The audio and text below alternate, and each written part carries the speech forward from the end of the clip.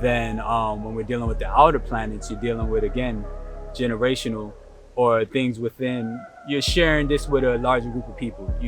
With Jupiter, since it's closer to the sun, is dealing with people within your year. I say within the couple of month time span, maybe 2 to 3 months, where this is how our path of luck, our path of how we envision success and how we need to go about being successful in our lives.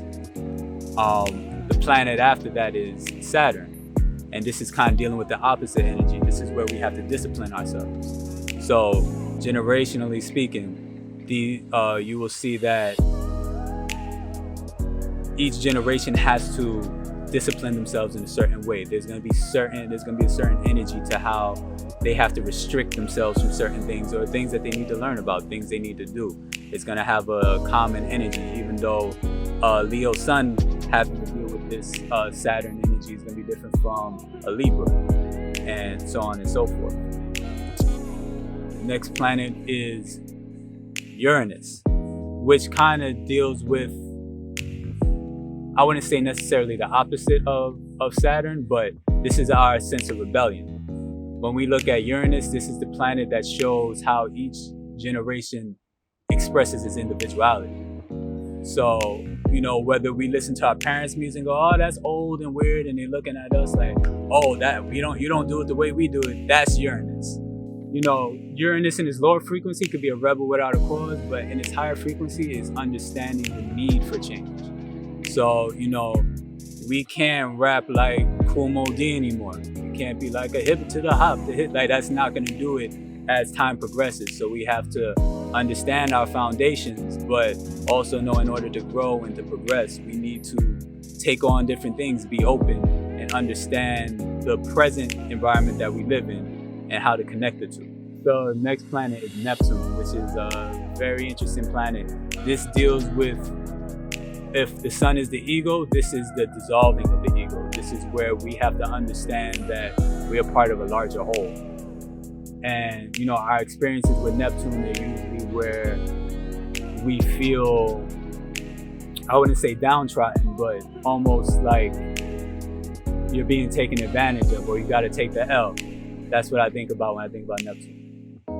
That's what comes to mind. But in doing so, you understand, oh, it's not all about me. What's the bigger picture here?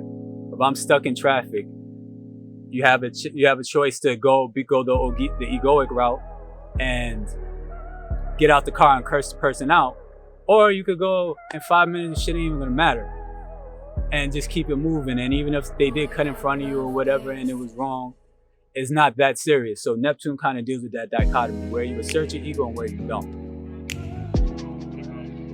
Pluto, even though it's the smallest, is probably one of the most powerful planets. It's now called a TNO, which is a trans-Neptunian object, meaning that any object that is past Neptune's orbit.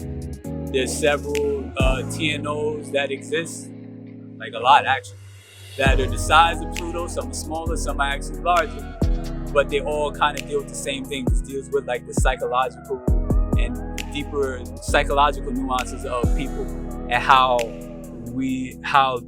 those parts of our mind drive us to become better, drive us to transform, drive us to gain power or to take power, and it really has a way of working at your weaknesses when done the right way.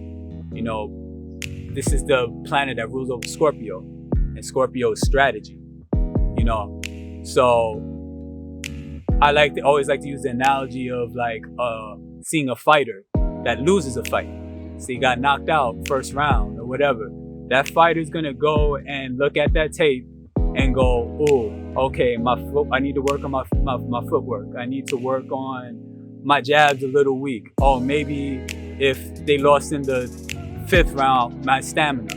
They're breaking down what made them weaker in that particular moment. And Pluto has a similar way of teaching us how to be better, where it really reveals our weaknesses to us so that we can get better. But we could either ignore Pluto, which is very hard to do, but people manage to do it. But it's a very intense planet that really pushes the collective, that pushes us collectively to be better.